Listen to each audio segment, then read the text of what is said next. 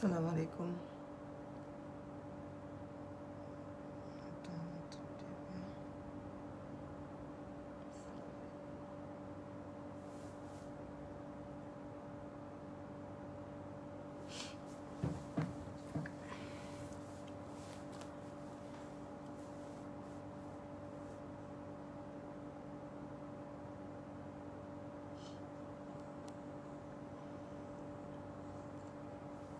Bonsoir, salaamaaleykum.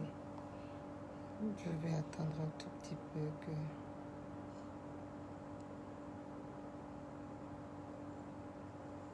Bonsoir, salaamaaleykum. Diane Baldé, bonsoir, bonsoir.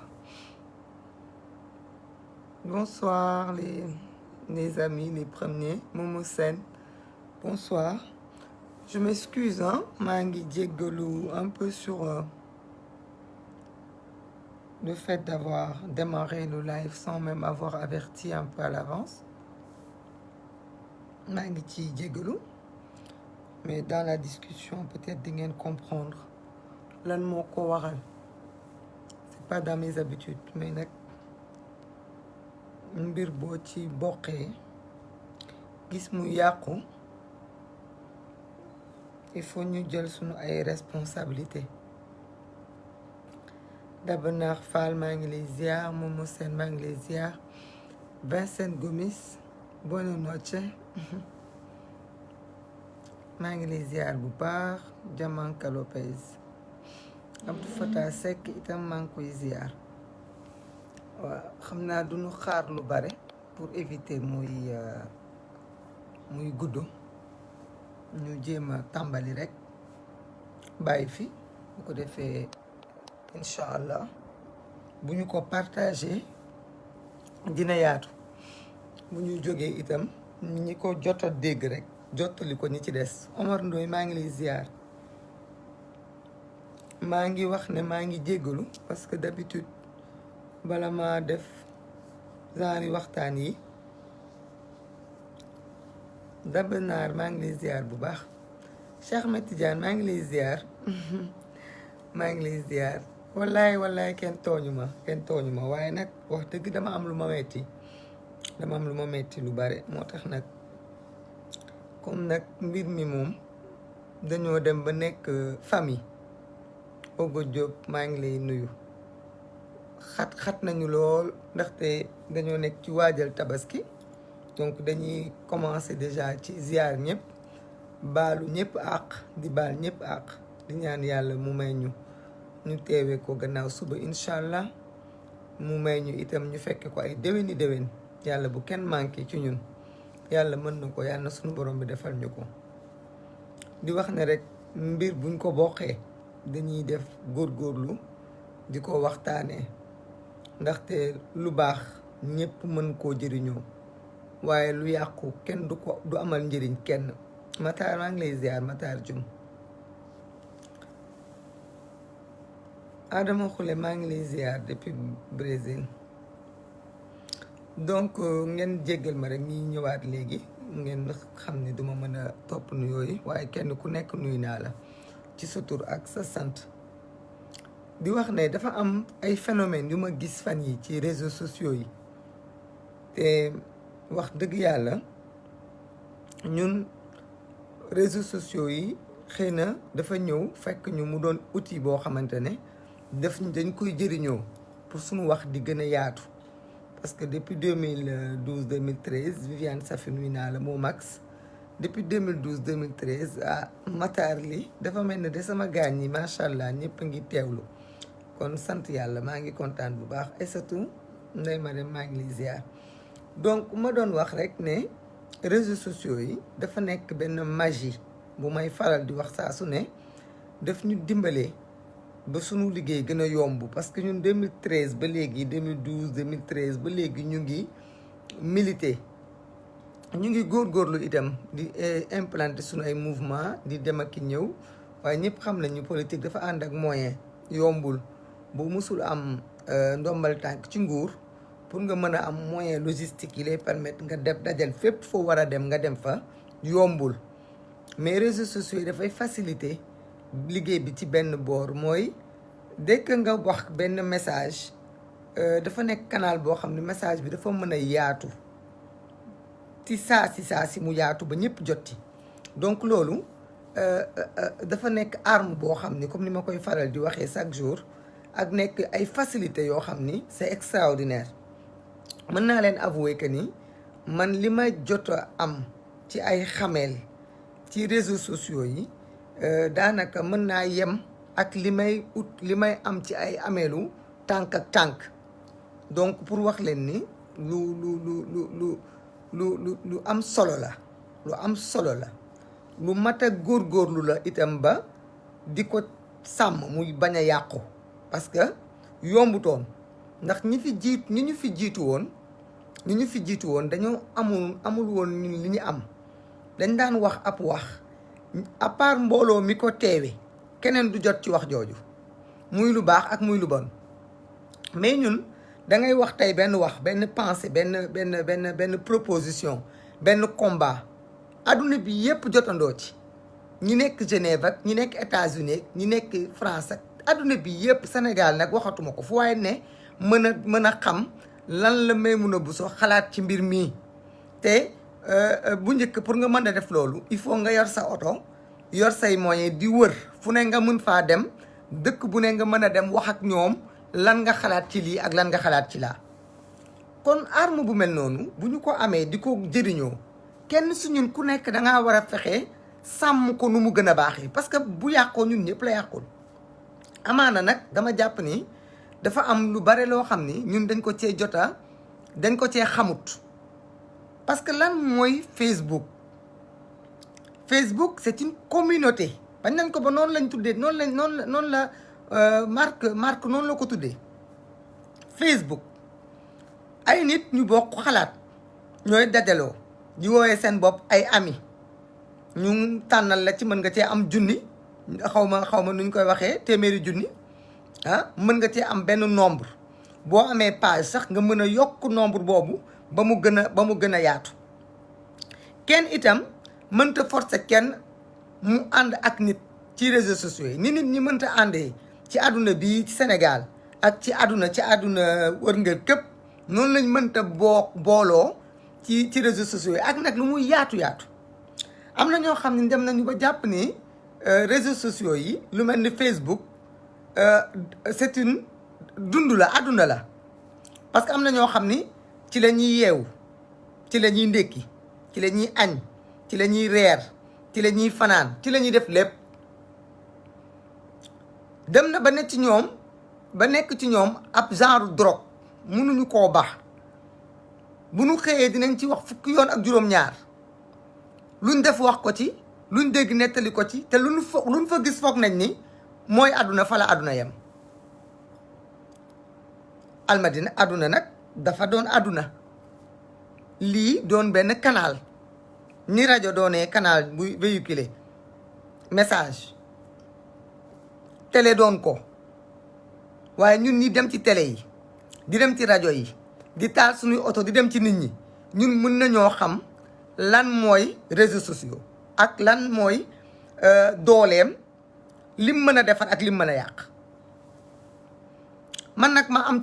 ci xeetu nit bu ne ci réseaux sociaux yi ma am ci ñoo xam ni macha allah bu du woon réseaux sociaux yi du ma xamante ak ñoom bu du woon réseaux sociaux yi du ma xam ak ñoom parce que xëy na àdduna boolewuñu ma am ñoo xamante ne am naa ci ay mbokk gis leen ci am ci ay xarit am na ñoo xam ne ci Facebook bi laa leen xamee ba ñu ne samay xarit tey waaye lépp rek ñu jàppee ko ni ce n'est pas la réalité benn bërëbu dajekaay la bërëbu dajekaay bi nag buñ ci dajee ku ne ak sa jikko ku ne ak sa yar ku ne ak sa doxalin ku ne ak sa comportement communauté ay nit ñu bokk pas-pas dañ cee war a daje pour yokk seen pas-pas ñi bokk gis-gis di ci daje pour yokk seen gis-gis ñi bokk ay soxla di ci daje pour yokk seen ay soxla man bañ naa ko ba nga xam ni ñu bari nañu ma jéggal mais man lu ma intéressé wul ci réseaux sociaux yi man duma ci dugg ndax ñëpp xam nañ ni xëy na Maimouna Bousso lu muy naqari deret amul jotu di lijjanti lu dul yoonam. réseaux sociaux bi man ku ci def yaramu neen te sama yoon newu ci man du ma la lijjanti ndaxte doxuma ci loolu. ku ci def leneen ak leneen man du ma la lijjanti man li ma intéressé rek ñor ma moom laa ciy lijjanti. sama vie privée newu ci, sama vie familiale newu ci. am naa ci nag ay xarit ndaxte ñi koy utiliser ay nit njaay lañu, ay nit yor seen i nopp yor seen i bët di xoole ñoo ne ci ginnaaw téléphone yi ak ordinateur yi. donc moo tax nit ku ma ciy waxal rek dama lay jox sa wàccuwaay ba mu mat sëkk ndax damaa jàpp ni nit moo ne ca gannaaw. mais ñu war a góorgóorlu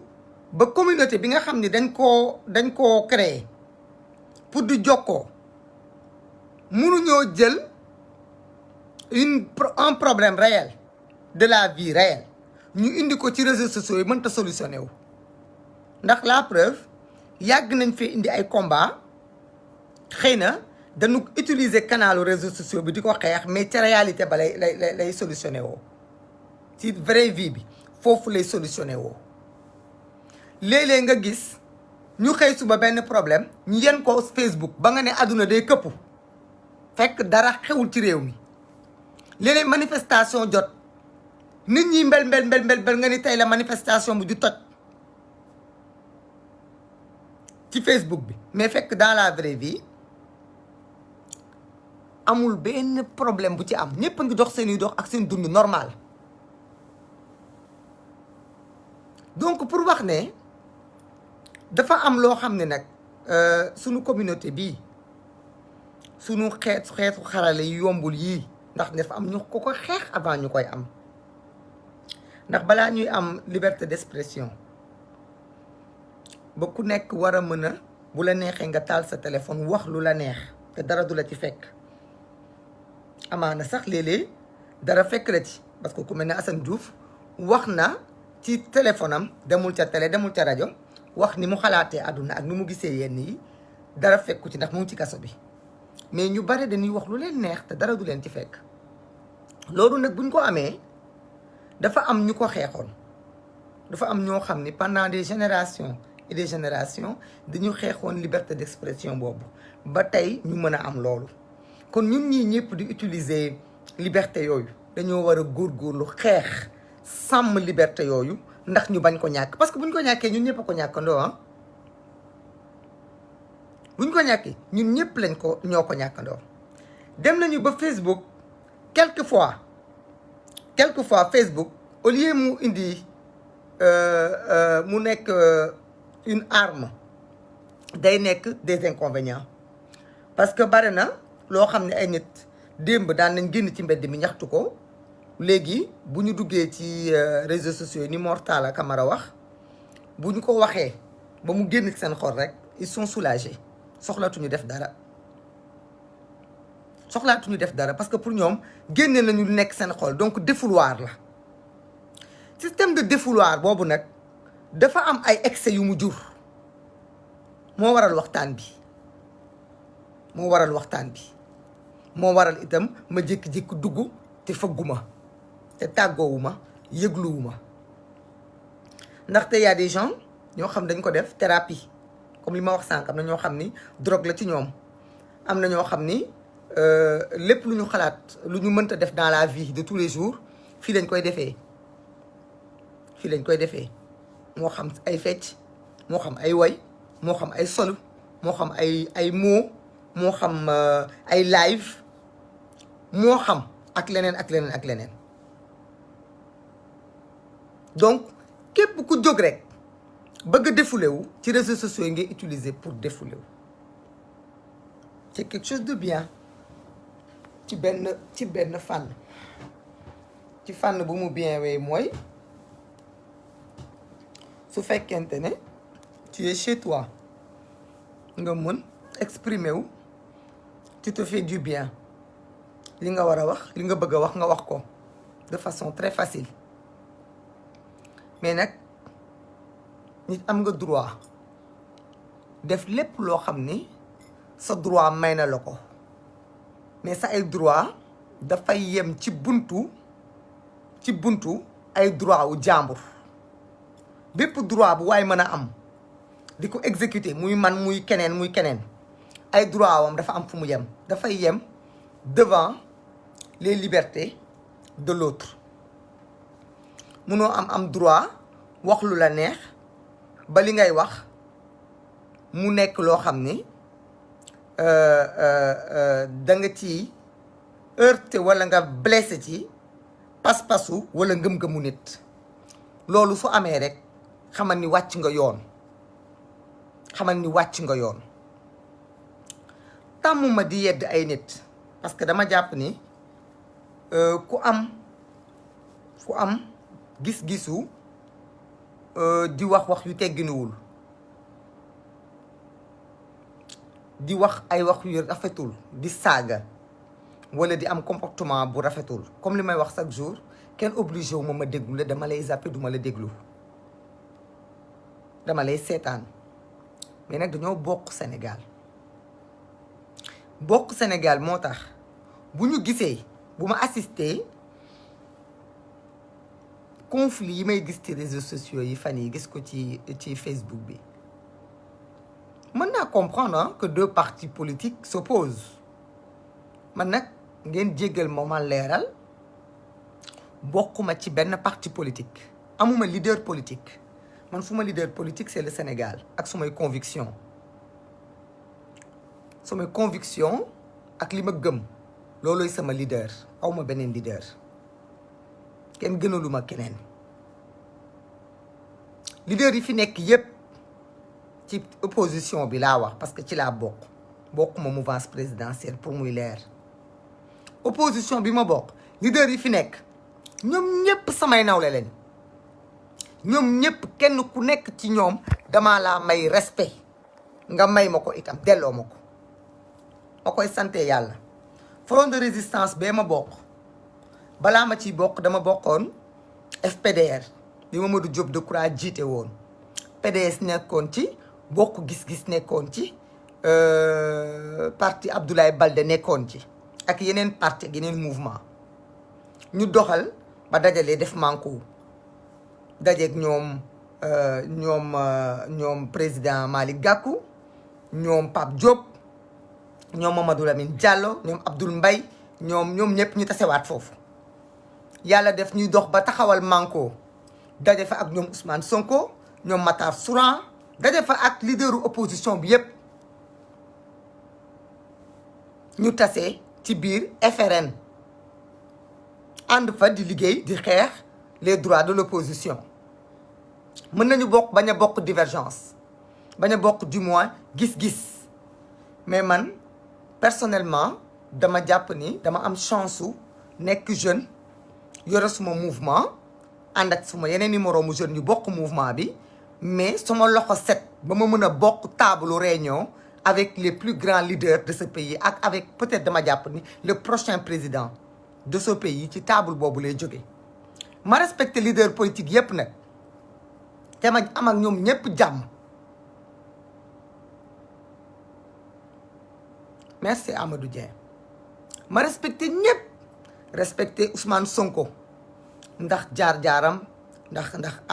patriotisme bëggam Sénégal respecté Idrissa Seck ndax connaissance am ndax am poséem ndax tamit matuwaayam respecté ñoom Pape Diop ndax seen jaar-jaar ci réew mi respecté ñëpp ku ma ci ànd ak ku ma ci àndalul ku ma ci bokkal parti ku ma ci bokkalul parti ku ma ci mësta séqal dem sa kër nga ñëw sama kër séqum ko ci kenn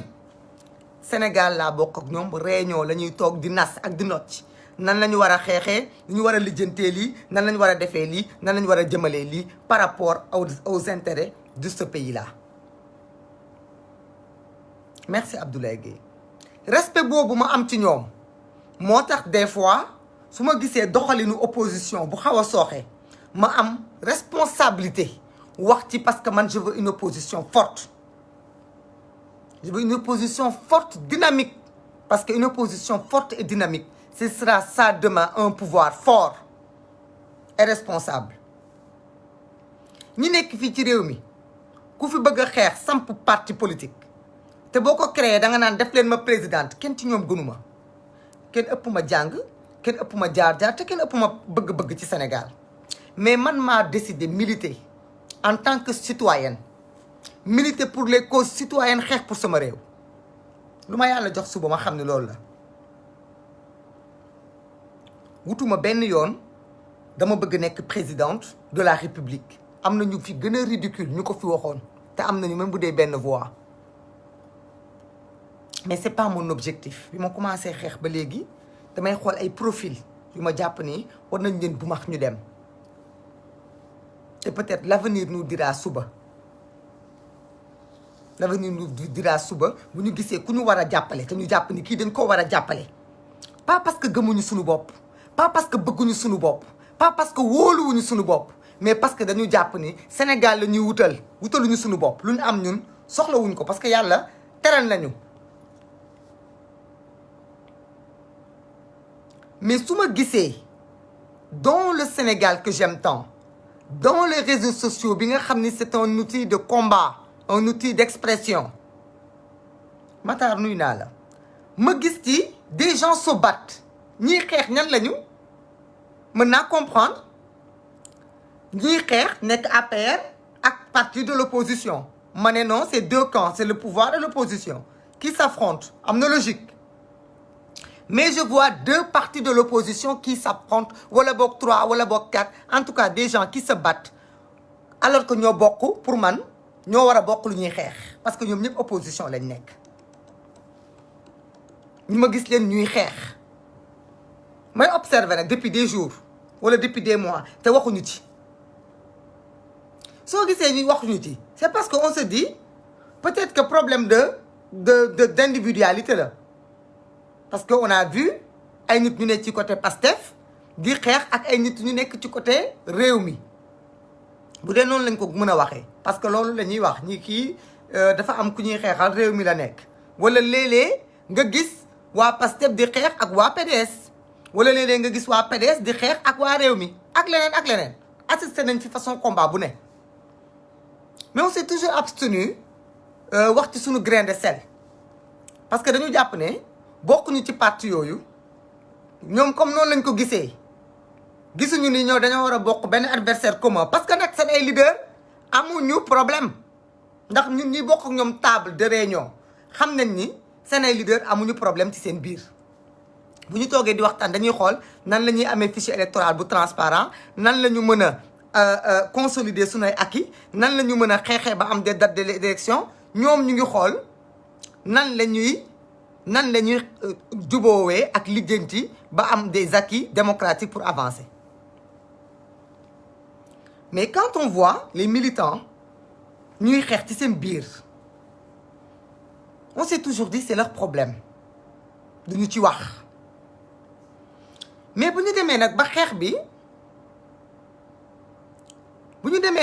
bi ñu gis ni mu ngi commencer nag dépasser ay dimensions te dimension yi ma jëm nii kan la amal njëriñ man c'est la question que je me pose man quand yaa boo amee conflit man toujours dama naan à qui ça va profiter à qui ça va profiter le combat là que je vois ces temps yi dans les réseaux sociaux à qui ça va profiter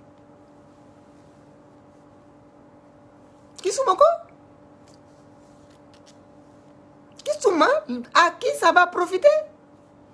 parce que président Macky Sall sax il ne peut pas profiter de ça waxuma la nag ak seen ay leader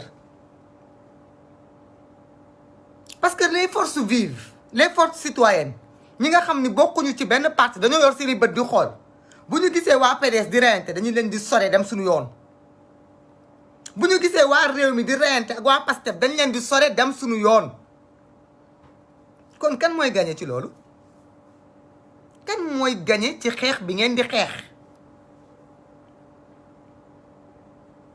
amul sens donc il faut que kenn ku nekk nga revoir sa copie nga xool li ngay def nii est-ce que am na njëriñ te bu amee njëriñ kan lay amal njëriñ est-ce que yow dina la amal njëriñ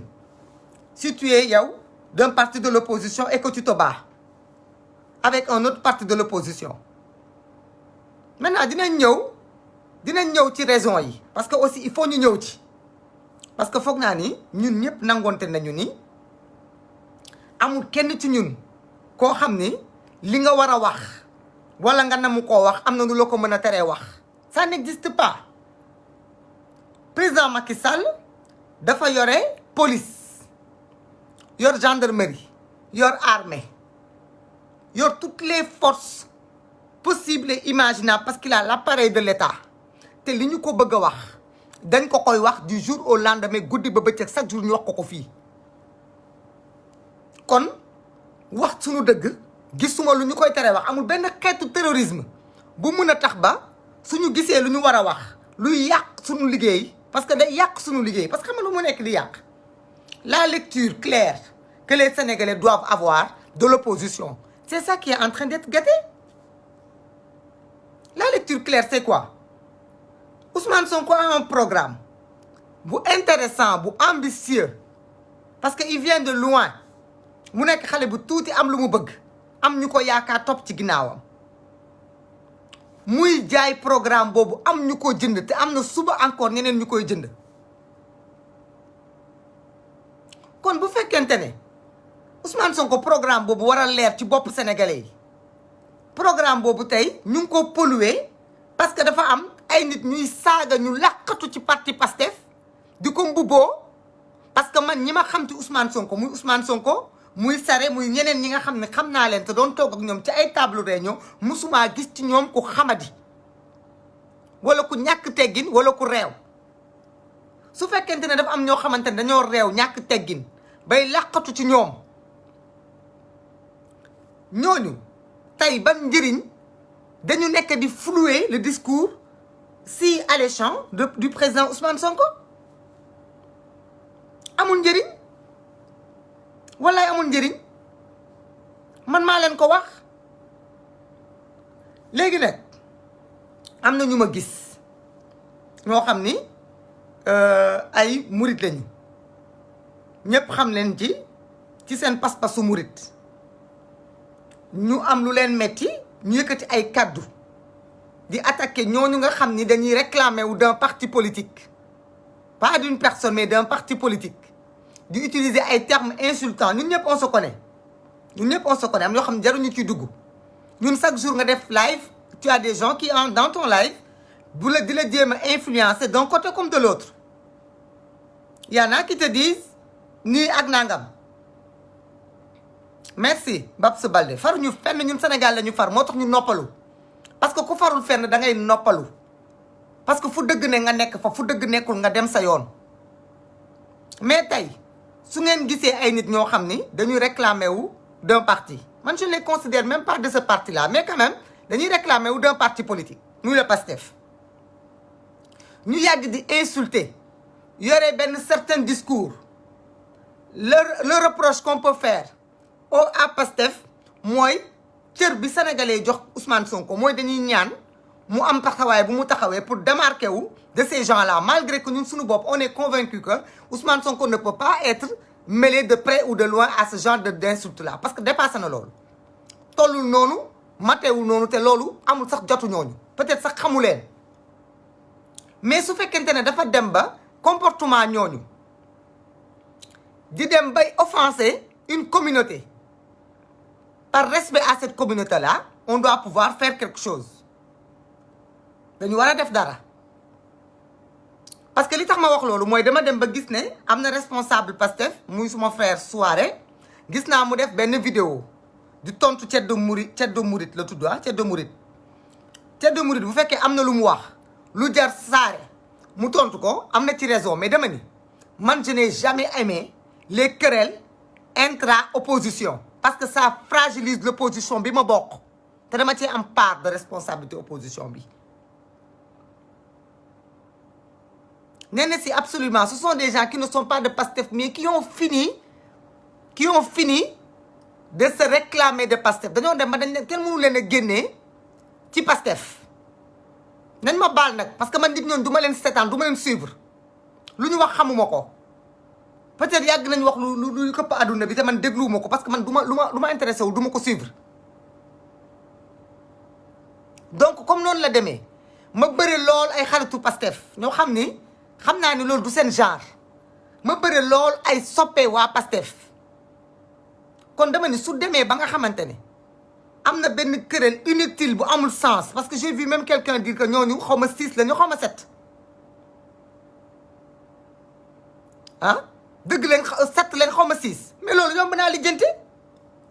comme Pastef ñooñu bokkuñu ci Pastef te Pastef cautionné wu leen mais Pastef n'a qu'à se démarquer de ces gens-là dafa war a démarqué wu te bu ko fekkente ne Ousmane Sonko defu ko yéen ñi nga xam ni yéenay waa Pastef te ngeen actif lool dans les réseaux sociaux yéen a war a yéen ngeen démarqué Pastef de ces aliénés là parce que ce sont des aliénés parce que man dama jàpp ni koo xamante ne dafa ñëw fekk benn diine wala mu ñëw fekk benn pas-pas nu Sénégal di doxee mu ne ay nit ñoo xam ni kenn dénku leen kenn musu leen dénk pouvoir kenn musu leen dénk caisse noire ñooñu dañoo am responsabilité ci état ba moom mu war a xeex état mais mu jéggi état ne daf ciy boole ñooñu di leen xeexaale mais kooku c'est son problème man Maimouna Bousso damay ñaan soxna si ñuy wax Salahaati Salaam malgré le fait que moom murid la malgré que le fait que moom ñëpp xam nañu fu mu féete ci Touba ak fu mu féete ci pas-pasam ci Touba mais dama koy ñaan mu dalal dënnam man de Bousso laa sant xam naa ne nag gënuma koo bokk ak Serigne Touba waaye gëm naa ne Serigne Touba mën naa xeexal boppam Serigne Touba mën naa xeexal boppam mat na boppam sëkk la mat boppam pas-pas nag dafa fort ñëpp yemuñu am na ñoo xam ne mën nañ dégg seen wax daal di noppi yaa ngi dégg wante am na ñoo xamante ne ni man su ma gisee koo xamante ne nee nga da ngay dingat yoonu Sëñ Touba dama lay bàyyee kii ci kaw parce que Sëñ Touba li mu liggéey suñu borom moo ko jox keneen joxu ko suñu borom moo ko jox donc ku taxaw nga ne da ngay dingat yoonu Sëñ Touba yoonu Serigne Touba nga ne da ngay dingat wala ngay dingat yoonu Seydi Hadji Malick wala ngay dingat beneen yoon bu fi nekk boo xamante ne ay nit ñu tedd ñu liggéey seen boroom ba tey seen boroom may leen lim leen may nga ne ñooñu yow moom ñooñu ngay xeex yow ak sa oyof te yow nga xam ni man Maimouna xamuma la julliwuma ci yow bàkkuwuma ci yow ñooñu nga xam ne ay millions de personnes ñoo jokk ci ñoom boo nee da ngay xeex ñooñu est-ce que yow dañ laa war a jàppee nit ku wér wala nit ku wéradi est-ce que kooku jar na ngeen di dem ci xeexu jihaad di dem ci xeex bay sànnante ay mbatt seen diggante ba ñu ne tey dëkk bi tàkk ndax lan dafa am ku laal pas-pas metti na nag kenn du wax ni mettiwul parce que nit ñi yemuñu waaye dama ni sëñ Mountakha Bachir ku tedd ki sëñ Mountakha Bachir kenn gënu ko sore ci Serigne Touba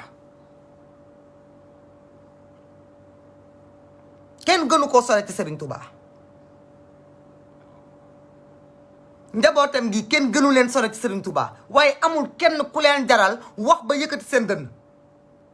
yombul nag yombul donc moo tax ma leen di ñaan yéen ñi nga xam ni da ngeen a jàppe seen bopp ay taalibe yoonu murit ngeen gis ay nit ñuy doxee benn taxawaay la ngeen doon mën a wax ngeen ko ci yaa ngi dégg la ngeen doon wax ngeen ko ci la ngeen waroon a wax ngeen ko ci araftu ngeen ñaan ngeen wax ngeen waxaat ngeen léegi ubbi leen seen ay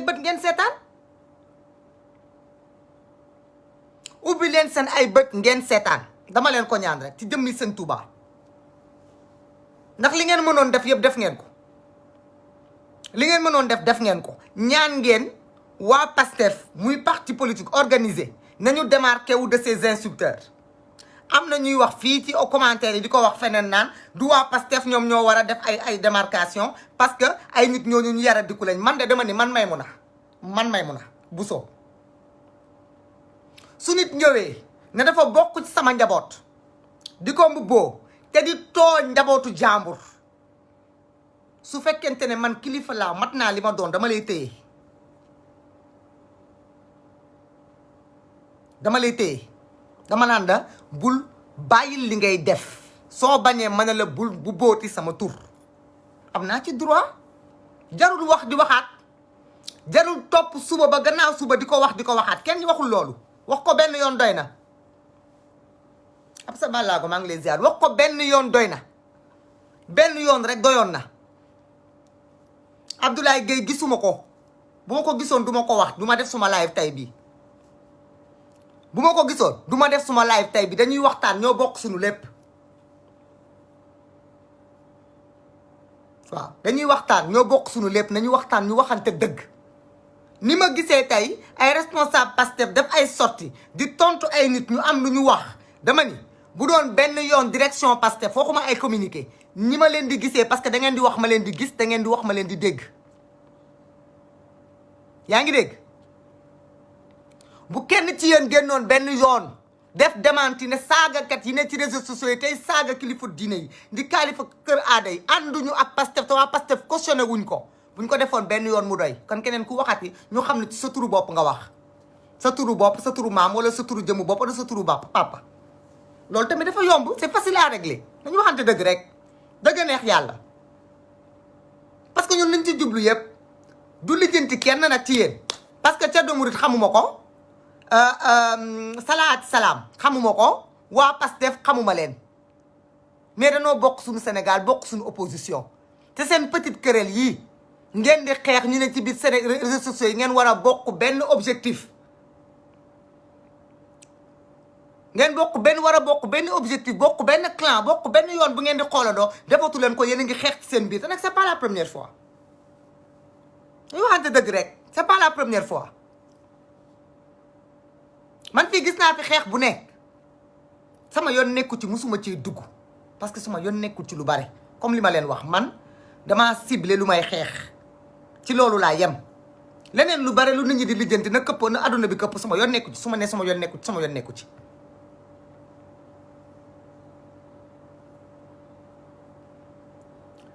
léegi am na kenn ku ma ni na nga dem nga informé wu dama bëgg aussi ñu waxtaan ci dara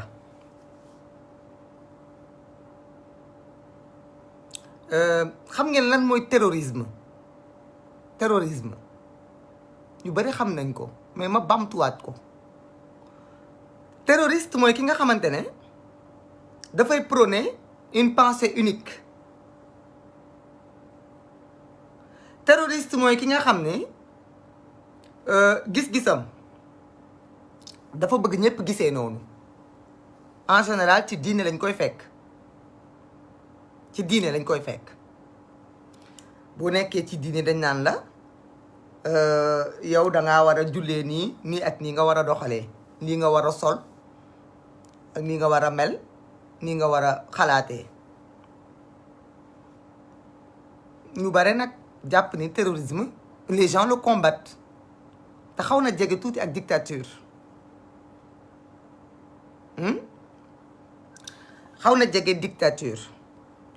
bi ñuy xeex di ko bañal président Macky Sall parce que on dit que ñun judduwuñu pour ñu ñuy terroriser judduwuñu itam pour ñu ñuy teg ci dictature on le refuse pour président Macky Sall pourtant il a été élu légitimement par des Sénégalais ñu def ko président mais yéen comme man yéen ñii di seetaan live bi dañuy ànd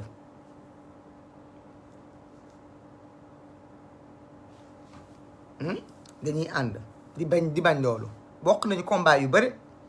am na combat yu bëri yoo xam ne malgré suñu ñàkk bokk parti dañ koy bokk parce que combat wu intérêt Sénégal la ba ci barki démb moo ci mujje bi ma yëkkatee dugg ci xeexu Ndingler bi lu ne dégg naa ko y a des gens qui ont dit non li ngay xeex nii xeexu parti la parce que dafa am benn waa Pastef bu mu intéressé man xaw ma ko waa Pastef boobu ñuy wax noonu Jomaay xaw ma ko xam naa soirée mais xaw ma ko mais dama ko porté combat boobu affirmer ko parce que même bu doon day porté dama gëm ngi dañ leen tooñ waa Ndingler te du ma ci dellu ginnaaw sama yoon nekkul ci ban parti moom moo nekk devant le combat donc terrorisme boobu may wax pensée unique dictature mooy tax ba des gens pensent que nit ñi bu ñu amee lu ñu war a xalaat war ko wax am na ñoom nu ñuy taxawee ak nu ñuy waxee ba nit ñi du ñu wax loolu ñu xalaat loolu mënu nekk c'est pas possible loolu c'est pas possible waaw c'est pas possible Diouf Jogaay maa ngi lay nuyu ay brave personne dong laa xam parti Pastef parce que au contraire des fois sax damay gis ne ay nit dañu ñoo xam ni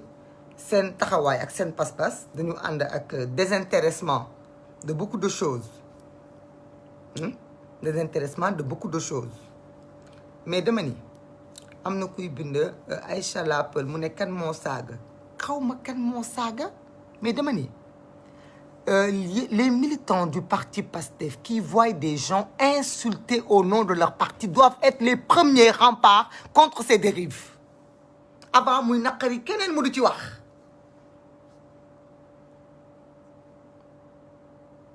amul parce que xaw ma fàllu mu ne yoonam nekku ci fàllu yow moomu dangaa yor sa làmmiñ di wax lu la neex da nga koy wax Macky Sall lu la naqari da nga koy wax boo gisee kuy doxalin bu rafetul ci sa bopp waxuma sax ci sa leader mais ci sa bopp yow tu dois être le premier à condamner ces dérives là c'est ça la vérité loolu mooy dëgg man duma bàyyi ku saaga ci suma turu leader am fulla ak fayda foofu lay commencer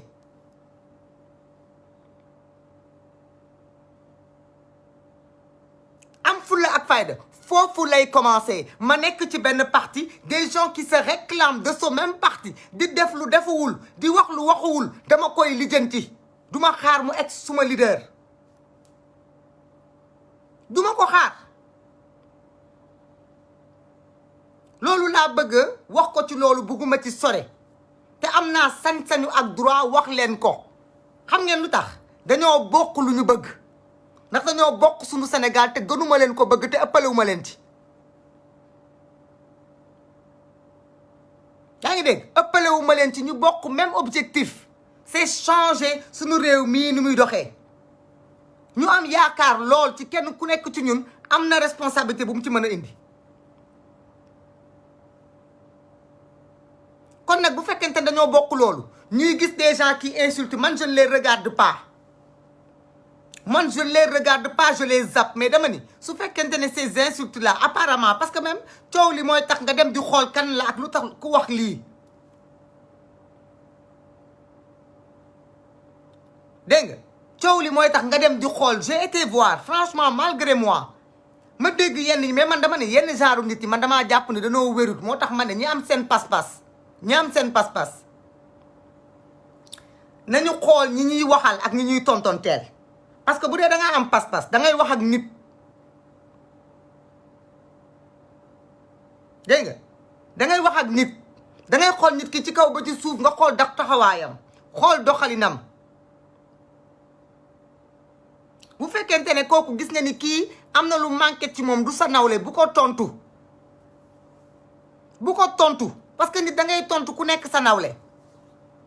ndax lii da koo jarut moo tax may ñaan quelques personnes yi nga xam ne dañoo yor seen pas-pas te jàpp ni lii def leen metti il faut que ñu dépasser ñu dépassionnaliser débat bi bu ko defee wax ji day jeex du amati njëriñ Diouf Jogaay waa bu fekkee Sonko dafa war a wax te Sonko waxul mais itam nañu bàyyi sénégalais ak le problème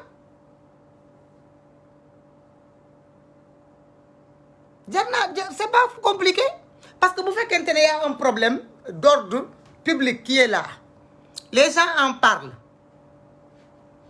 dégg nga les gens en parlent am na ñu mu naqari ba ñu yëkkati seen i kàddu di ñaan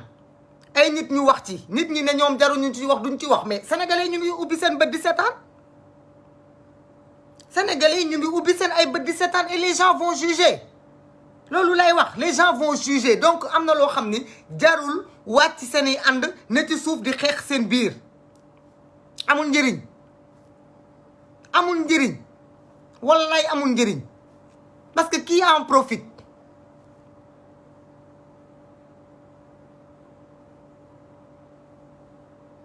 benn njëriñ amu ko.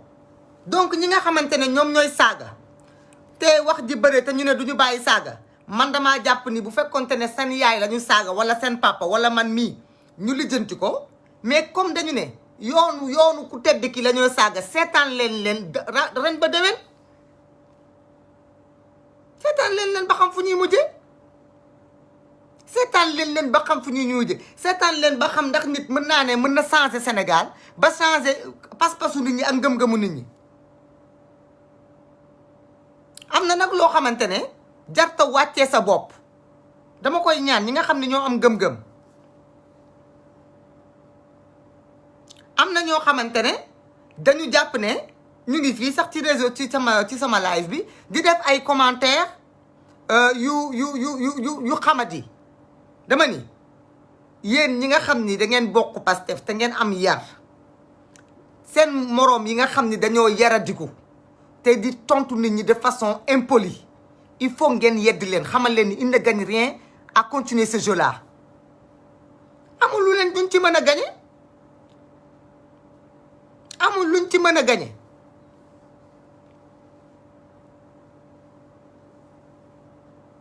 amul lenn lu ñu mën a gagné ci essayer d'être insultant parce que c'est l'arme des faibles chaque jour ma wax ko la violence l'impolitesse les insultes c'est l'arme des faibles mooy li gën a yomb ku am argument doo ko def ku am argument doo ko def ku am argument doo ko def ku amul argument moom mooy taxaw di utiliser ay termes yoo xam ni dafa jàpp ni c'est blessant mais ça n'a pas de sens ku ñëpp tufli nag nga tooy ku ñëpp tufli nga tooy waaw bu fekkente ne dafa am lu am ay nit di ko waxtaane ay nit jàpp ne am na ku wax léegi kii dafay saaga nu mu tudd Assane Diouf day saaga te kenn waxul Abdoulaye Wade dina wax mais Assane Diouf saagawul ci turu Abdoulaye Wade Assane Diouf saagawul ci turu Abdoulaye Wade ci turu boppam lay saaga même bu fekkente ne Assane Diouf dafa far ci Abdoulaye Wade Assane Diouf du def ay postam di ci bind Abdoulaye Wade wala PDS John comment il s'appelle John Namidou. Il y a des insulteurs dans tous les partis mais ce n'est pas une raison. Vous n'avez pas le droit d'avoir des insulteurs parce que vous avez dit que vous voulez changer le système, modifier les choses, doxal jubal. C'est une très mauvaise réponse li nga wax ni John yow suma xarit nga damay lay suivre bu baax parce que souvent da ngay apprécier sumay live. D'accord? Donc su fekkee y a des insulteurs de l'autre côté ça donne l'excuse d'avoir aussi des insulteurs ici donc su fekkee dafa may sàcc côté bi dafa war a amee sàcc côté bi non désolé non loolu du yoon.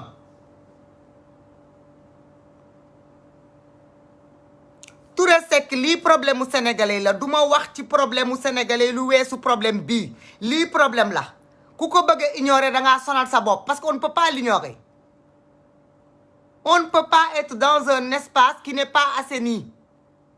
Lii c'est du virtuel. C'est un outil de combat. Tout le monde a vu quand l'opposition est unie dañuy am doole. Mais lan moo indi kii këral yi des gens qui insultent. De quelque côté qu'il soit amuñu raison.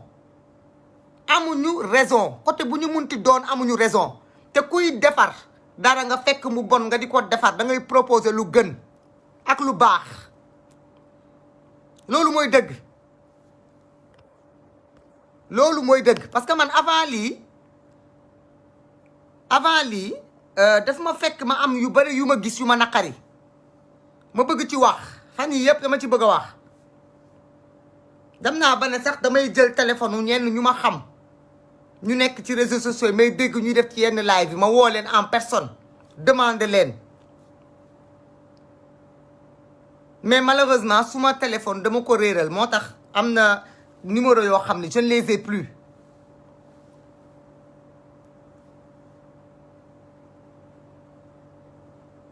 moo tax woowuma ñi nga xam ne ñoom laa gis fan yi ñuy def ay live yu régressif parce que ce sont des combattants ay xeexkat lañu ay jàmbaar lañu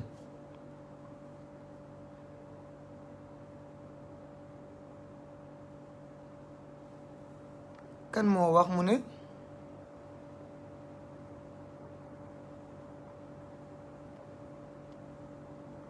Lat Fall mu ne xawma dañuy bëgg ay kii Lat Fall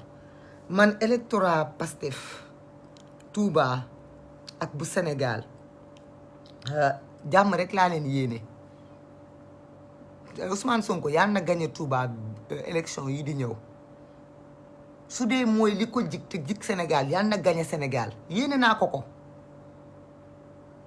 yéene naa ko ko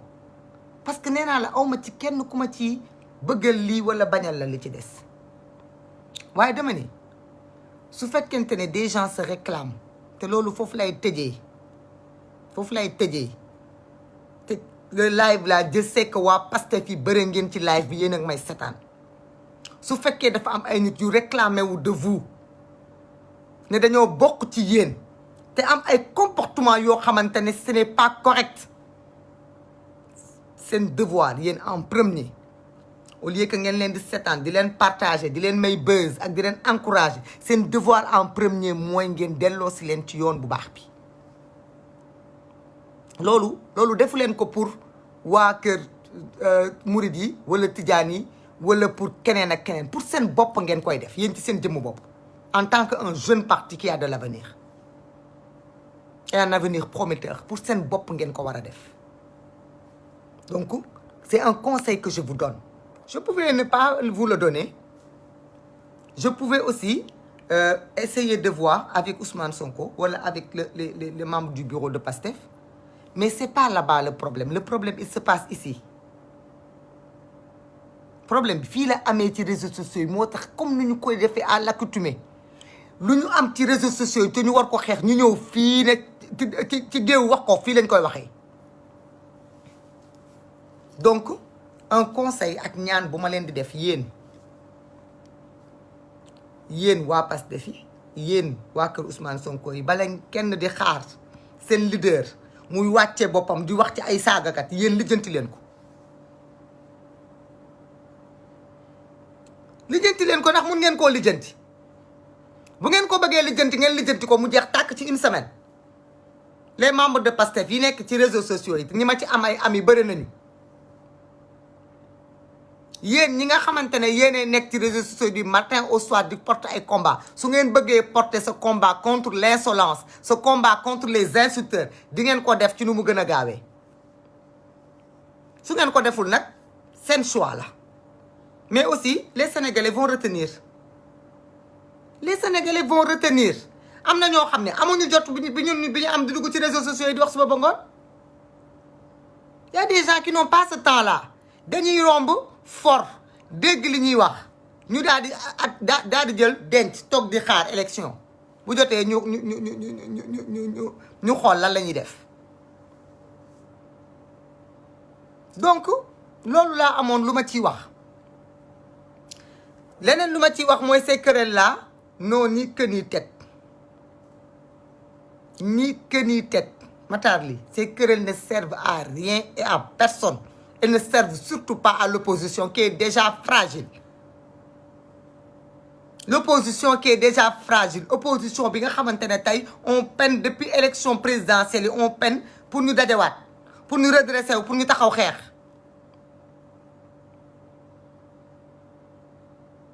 kon su fekkente ne opposition bi foofu la toll ay nit ñuy xeex ci biir opposition bi amalul njëriñ opposition bi kon góorgóorlu leen. ba li nga xamante ne dafay fragiliser opposition bi mu bañ a jóge ci ay parti politique donc loolu foofu tamit foofu laa ci yem ci loolu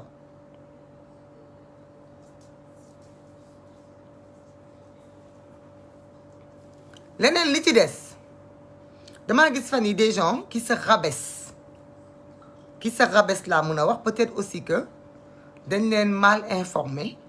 parce que gis naa ci une dame que je connais très bien qui est une sœur muy Mame Sène mu nekk nit koo xamante ne nit ku am pas-pas la, combattante la, xeexkat la. donc Mame Sène dama gis fan yi répétitivement muy def ay live sur le soi-disant état de santé de la première dame Marième Faye. ma di ko ñaan su fekkee parce que maam dina may suivre pour te dire que maam yoratuma sa numéro moo tax duma lay ñaan Mame Sène jigéen nga yow xam naa di nga bàyyi parce que séq nañ loolu li ma lay ñaan mooy nga arrêté rhétorique boobu Marième Faye Sall dafa dof Marième Faye Sall wérul loolu Mame Sène amul njëriñ, amul benn njëriñ, parce que jigéen la ngay jigéen. donc wax ci ay état de santé mentalam bu amoon sax bu amoon ñun ñëpp ay doomu aadama lañu nañu wax ci li amal nit ñi njëriñ. président Macky Sall lañu faluñu doomam, faluñu jabaram, état de santé jabaram ak ay doomam intéressé wuñu. donc damay ñaan ñi ma ko sañ a ñaan ñu bàyyi communication bi ñu yor fan yi sur ay Marième Faye dafa feebar ak feebarul, parce que amul lenn lu mu mën a jëriñ sénégalais yi ndax Marième Faye dafa feebar wala feebarul. amul lenn lu ñu mën a jëriñ, amul, parce que faluñu ko. bu loolu weesoo gis naa ñu bëre ñu ciy wax, dama ni y a pas plus réducteur que bu ñu demee ba opposition bi amuñu lu ñu war a mën a xeexal président Macky Sall bay rabaissé wu di wax ci sa femme. non moom la du moom, gis nañu ko gisuñu ko, loolu ban njëriñ la mën a amal nit ñi? dañu waxante dëgg. loolu fan la ñu mën a yokk ak lan la ñu mën a jëriñ? Pensez aux enfants qui nous regardent. Pensez aux enfants qui nous regardent faire des sorties et des lives et des lives et des lives et dire que des gens sont malades. ban njëriñ la mën a apporter le Sénégalais lambda? nañu delloo si waat suñu xel yi, delloo si waat suñu xalaat te ñu jéem a def une opposition constructive. injustice yi bëri na, inégalité yi bëri na, sàcc bi bëri na, luubal bi bëri na, détournement bi bëri na, malgouvernance bi bëri na. li ñu war a wax mu ngi fii du jeex. nañu wax ci loolu. bu fekkente ne fondation Servir le Sénégal dañu luubal suñu xaalis nañu ci wax. bu fekkee Marième Faye Sall dafa détourner suñu xaalis nañ ci wax. mais quant à Marième Faye Sall ce qu'elle porte wala ce qu'elle porte pas, comment elle est pas, ça franchement parler je ne vois pas lan la mën a amal nit ñi njëriñ ak ku ci mënti wax ak foo mën a féete. ak foo mën a féete parce que falu leen ko, falu leen président Marième Faye Sall. jëkkëram ngeen fal mu tudd Macky Sall, moom moo am des comptes à vous rendre. keneen amul ay comptes yu mu leen di daal. donc loolu su fekkente ne mën nañ ko dindi dina am solo, parce que xam nga lu tax xeexu Sénégal bii kenn kese mënu koo xeex. kenn kese mënu ko xeex, ñun ñëpp dañu soxla, on a besoin de tout le monde, les uns des autres. waa réew mi kese mënuñu ko xeex, waa PDS kese mënuñu ko xeex, waa PASTEF kese mënuñu ko xeex. kenn ku ne da ngay jàpp ci sa benn boor rek di doxal di dem. ñeneen ñi léeg-léeg ñu ñëw jàpp ci, léeg-léeg ñu jàpp fee, ñu doxal di dem. conscientisation bi sénégalais ñëpp a ci soxla. yaa même ñi fi nekk di ko def sax doyul ñi nekk di xeex di conscientiser les peuples là. yaa na ñi fi ne dafa doyul. kon bu fekkente ne bëgg ngeen yéen as tuuti personnes yu fi conscient yu nekk di xeex combat bi ngeen bëgg a diluer seen bopp sur des combats qui n'ont ni queue ni tête. qui n'ont ni queue ni tête et qui n'apportent rien à rien. Et aussi ce n'est pas humain. ce n'est pas humain. waxuma sax musulman mais dafa humain wul. ndaxte ma ne bu fekkoonte ne dafa feebar sax wala dafa yenu ay patt dàllam ma ne xanaa moom dafa nekkul nit man de en tant que jigéen rus naa loolu suma moroomu jigéen feebar ma di ko wax atantuma nag tey jii ñi ko doon wax yàlla toroxal na leen yàlla toroxal na leen parce que man gis naa fi des gens qui ont dit que Marième Faye Sall bu dofulee ñoom dootuñu waxati donc ces gens là doivent fermer leur bouche loolu mooy dëgg bu ñu amee jom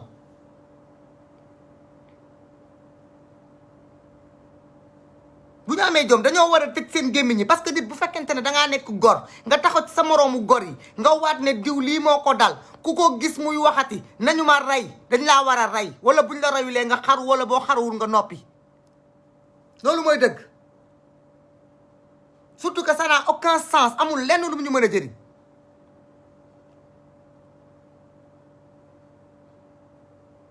amuñu lenn lu mu ñu war a jëriñ mu tax sénégalais mënuñu def ni Mali parce que duñu benn voilà pourquoi mënuñu def ni Mali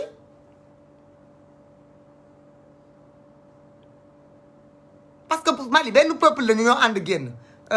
Moussa je vois que yaa ngi jéem ndeysaan di jéem a di ma défendre devant quelqu'un dama ni xam nga ñun dafa am loo xam ni suñu sacerdoce la dañu décider xeex lu injustul lu jubul lu baaxul kon loolu bu ñu koy xeex que quelqu'un qui est là-bas pense que point de vue am mun na tax ñu wàcc yoon dafay nax boppam amul ça n'existe pas na ku ne delloo ci sa xel ñu assainir réseaux sociaux yi ñuy wax lu ñuy jëriñante ñuy jéem a defar lu baax ñun ñi nga xam ni dañoo ne dañoo bokk ci opposition bi dañoo war a bokk li ñuy xeex yaa ngi dégg ñeneen ñi nga xam ne nag dañoo bokk sax pouvoir ñun ak ñoom bu intérêt Sénégal taxawee dañoo war a bokk lu ñuy xeex waxuma la nag ak ñun ñi bokk opposition bi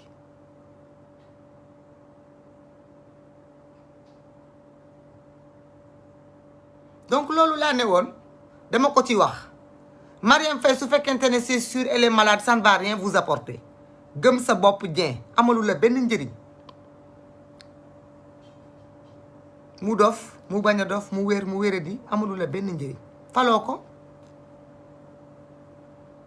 pourquoi je défends Marième Faye Sall parce que c'est une femme je la défends parce que c'est une femme et parce que c'est une être humain la jigéen la si son frère vole son frère est ministre de la République demande-lui des comptes si son mari vole son mari est ton président de la République demande-lui des comptes mais elle t'a rien fait elle t'a rien fait bu dee dëgg rek la ñu waxante deful la dara te jigéen la bu fekkee nag dafa tooñ li mu tooñ nga wax ci ak moom mais xeetu feebar lan la ko nit mën a yéenee nit xeetu feebar dem ngeen ba ne da ngeen dafa feebar ba ngeen waat ko yàlla def tey feebar bi ngeen koy wax yàlla wane na ni tey feebarul mais ngeen dimbale ñu aussi ngeen soulager ñu ngeen noppi parce que aussi on est fatigué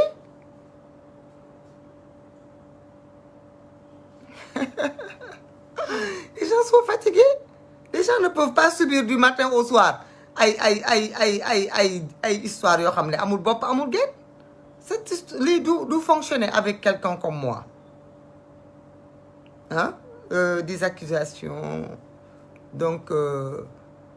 da nga transhumé da nga lii au contraire c'est très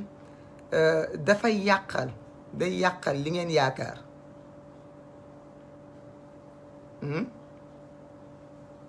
voilà donc képp ku ciy wax am sa commentaire booy def am sa wax booy wax na nga réfléchir avec qui le dire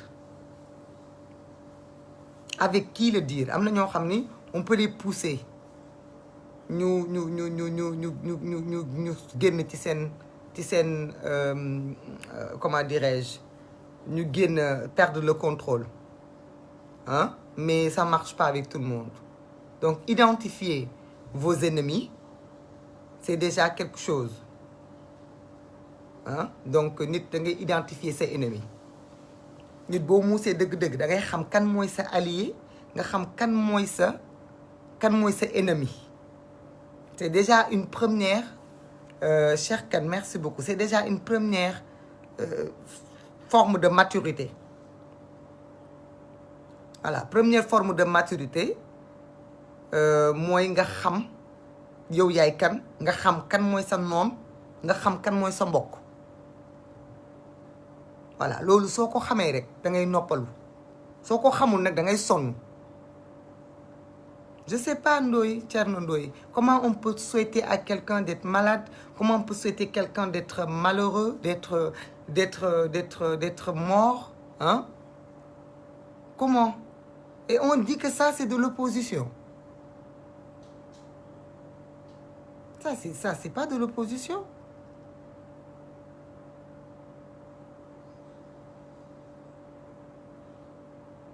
c'est pas de l'opposition opposition c'est pas de la méchanceté opposition c'est pas de la bêtise hein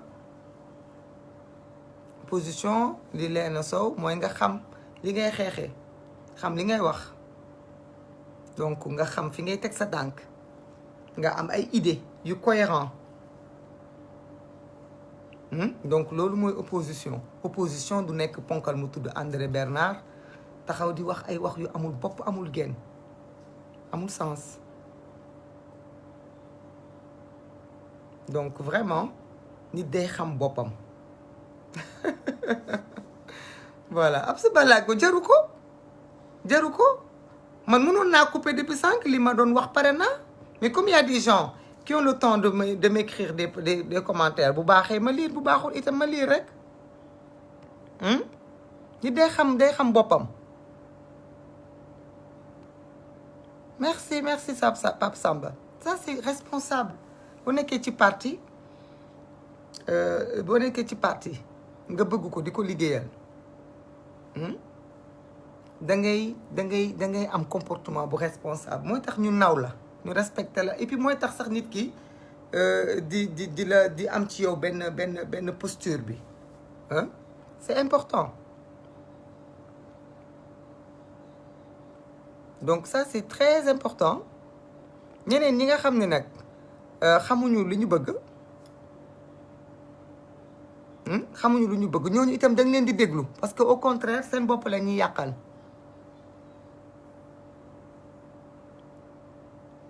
voilà ñi nga xam ni dañu jàpp ni l'opposition c'est des insultes l'opposition c'est de la méchanceté l'opposition c'est la guerre dañuy sonal seen bopp parce que du loolu les gens se sont toujours opposés te dañuy continuer di opposer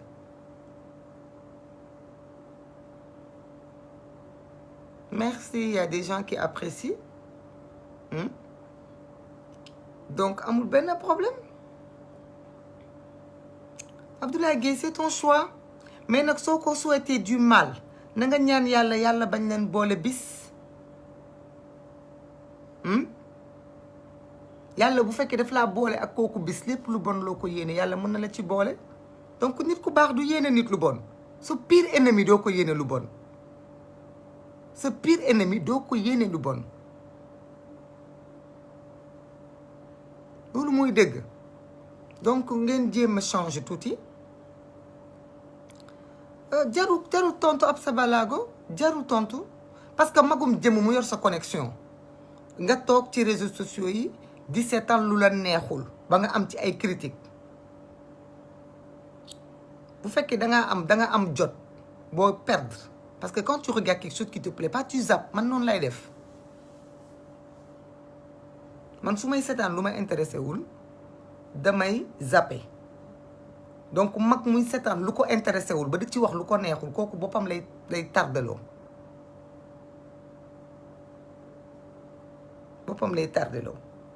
donc il faut que ñuy élever le débat il faut ñu élever le débat donc vraiment ñi nga xam ni su may mbokk lañu su may mbokk taalibe murit te ma gis leen seen pas-pas yëngu maa ngi leen di ñaan ñu dalal seen ay xol ak seeni xel te xam ni jaru ko jaru ko kalaame nañu ko ba ñëpp jot ci ñëpp dégg nañ ko donc ñi nga xamante ne dañu ci bëgg a indi solution dinañ ci apporter solution donc les premiers yi ci war a indi une solution c'est déjà les militants du parti PASTEF parce que les gens qui ñooñu di insulter dañu ne dañu réclamer wu de PASTEF su fekkente ne nag il y a d'autres personnes aussi qui insultent qui se réclament de Rewmi wala du PDS les gens du PDS et de Rewmi n'ont qu'à faire la même chose voilà n'ont qu'à faire la même chose parce que nit boo bokkee ci kuréel nit dugg ci kuréel gi di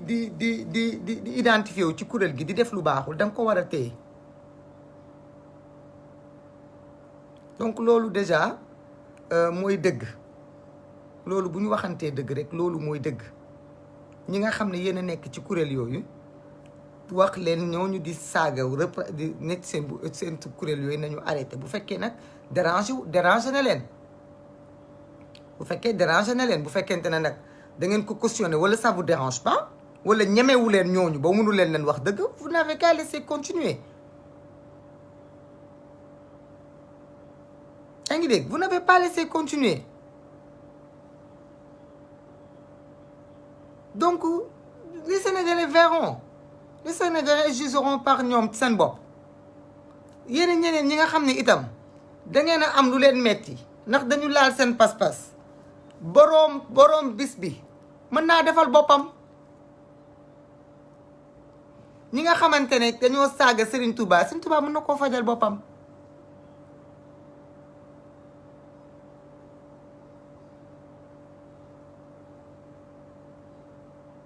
voilà donc sénégalais kii mën na ko fajal boppam Serigne Touba Cheikh Hadji Malick keneen ak keneen mun nañ ko fajal seen bopp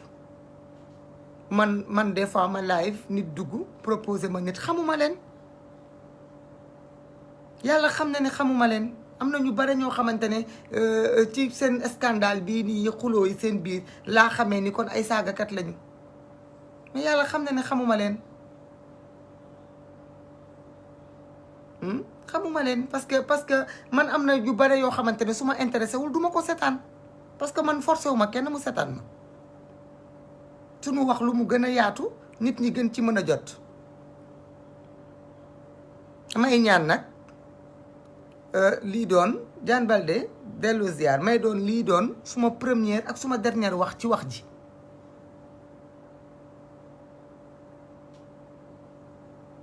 loolu rek lay ñaan loolu daal lay ñaan wax ji doon premier ak dernier ci suma point de vue ci wax ji parce que amul benn xeetu sens bu mu mun a am par contre bu continuer wala les gens qui se réclament de l'insolence wala de l'indiscipline continuer di wax nit ñi lu ñu warul wax les gens vont faire face comme on a fait face contre Macky Sall les gens feront face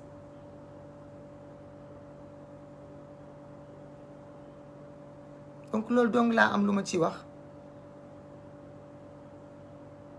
ndeysaan Ali Ba nee na on a peur de participer au recadrage par peur d'être insulté oui c'est aussi boobu laa doon wax sànq terrorisme terrorisme laa doon wax sànq parce que c'est le terrorisme c'est déjà quelqu'un qui oblige les gens à penser comme lui bu amul mu attaquer leen mais comme j'ai dit on ne peut pas dékku ay Macky Sall ba pare di ragal ay nit loolu amul dootuma ci waxati parce que awma jotam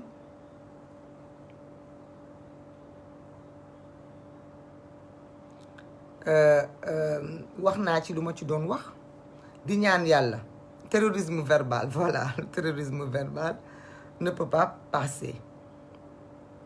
donc wax naa ci lu ma ci doon wax ñaan naa parce que ñi ma koy ñaanal dañu ko jar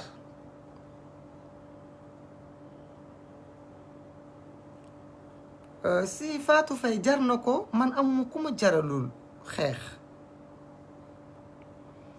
parce que lu tax muy ñi nga jàppee ay parti opposition bi ñoom ñëpp dañu ma jaral xeex parce que sumay mbokk lañu dama ci am ay rak am ci ay xarit te bëri nañu donc su ma gisee loo xam ni baaxul daf leen di yàqal daf leen di discréditer dafa nekk aussi di tirer l'opposition vers le bas suma devoir mooy ma wax ak ñoom comme nag waa dëgg la Ali ba neexul mais nag xam nga li am solo ba am solo mooy mbir soo ci bokkee danga koy jàppee ni yow yaa ko moom ba boo gisee ku koy sàcc wala ku koy yàq danga koy téye parce que bu yàqee wala mu defar yow la yàqal donc noonu laa ko gisee war xabba man waxuma ni waa Pastef ay terroriste lañu parce que awma jotu considérer waa Pastef parce que xamuma waa Pastef yëpp bokkut suma jikko waa APR surtout leen traité de terroriste dama ni les gens qui rentrent ci live yi di xas ak di saaga ak di imposer nit ñi une façon de penser ce sont des terroristes verbal terroriste d'intelligence te loolu c'est pas possible kenn mënul imposer nit ñi nu ñuy xalaatee ak nu ñuy gisee suma rôle du jël parti parce que c'est l'opposition qui se bat awma ci ku ma ci gënal dama ko wax itam sama début live bi ngeen dégluwaat awma ku ma ci gënal donc sama rôle du jël parti kii moo tooñ kee moo tooñut li ma xam ba xam ko mooy ki nga xamante ne moom moo saaga pas-pasu jàmbur moom moo tooñ donc li may ñaan yàlla mooy ngeen delloo ci seen xel ñëpp delloo ci seen xel ñu delluwaat à l'essentiel combattre ensemble les inégalités la malgouvernance su fekkente ne deux partis de l'opposition s'opposent avec des idées que parti bi na wax ni suma programme moo gën parti bee mais bu mu nekk ay diwut ay nit dañoo saaga ay nit ci seen pas-pas ak ci seen gëm-gëm loolu dama ni amul sens amul bopp amul genn te bu fekkente ne ci tànk yooyu ñu bare dañoo jàpp ni tànk yooyu mooy seen tànk opposition dinañu trouver ñëpp ci seen ay chemin du waa kër Idrissa Seck kese wala waa kër Serigne Touba kese wala keneen ñëpp la ñuy fekk ci seen kanam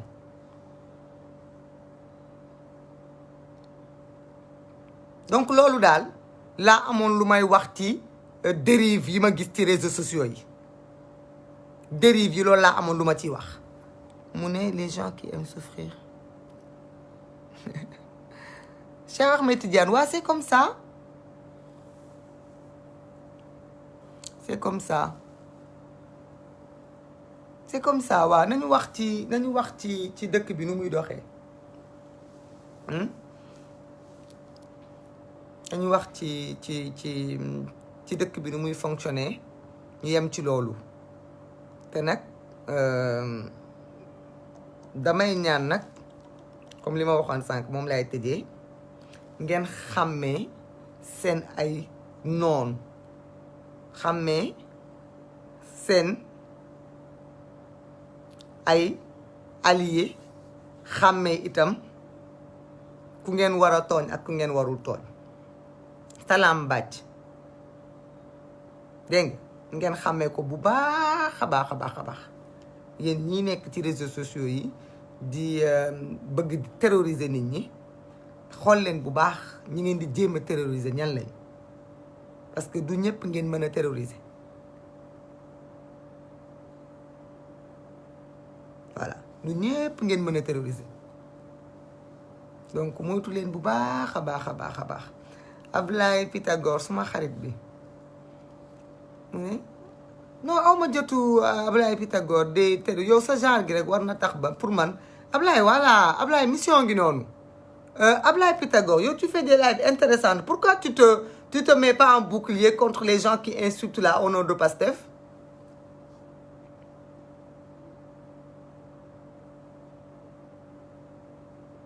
pourquoi tu ne le fais pas mon frère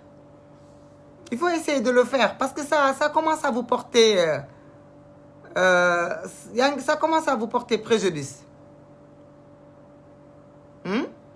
Il faut ngeen arrêter loolu parce que ñooñu di ko def li ñuy def baaxul. Pape Samba Koli mu ne je peux pas assurer que Akhenaton kon Akhenaton boobu ci la bokk. Moi je ne connais pas.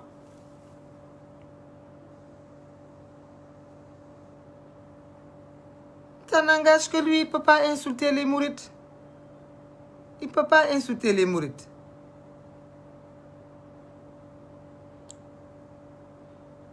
Kenn mënu leen ba pare tu vois ça permet à des gens comme ay Fatou Faye naan ay Macky Sall yéen ngeen bokk benn xeexu opposition ngeen bokk benn xeex vous permettez même ndeysaan waa kër Macky Sall léegi dañuy dugg ci seen biir di ferankulaay di reetaan. Akhenaton je ne le connais pas mais il faut le zapper ne plus l'écouter.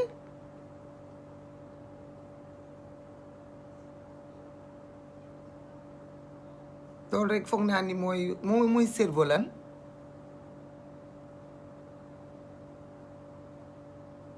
Bon je crois que dinaa yemale fii live bi parce que quand même nit sooy waxtaan da ngay waxtaan ak ay nit yu am niveau parce que am na des fois damay gis ay nit yuy wax waa kër Macky Sall ay répondeur automatique lañu. Mais aussi il y a des gens ils tournent en boucle. Am na ñoo xam dañuy tourner en boucle ils disent les mêmes choses. Françoise Hélène et Dior insulte Sonko mais ci ban parti lañ bokk. Revenez nous vite sans les insultes ci ban parti lañ bokk.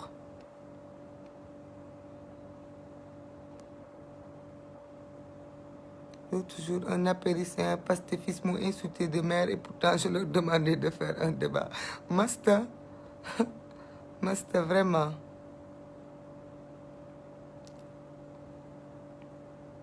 Non, il y a plus que des têtes brûlées Il y a des gens ils tournent en boucle.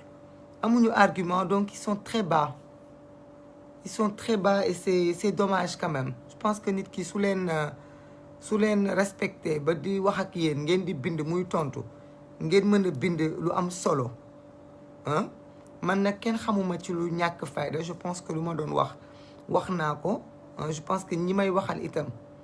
xam nañu li ma bëgg a wax donc je pense que foofu laay yemale mbir mi doy na sëkk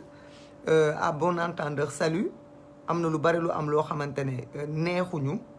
doyuñu nañ ko jéem a yemale foofu ñu jéem a xool nag ndax les jours à venir les choses vont être assainies ou pas on espère pour tout le monde que ça le sera Inch'Allah bonne soirée.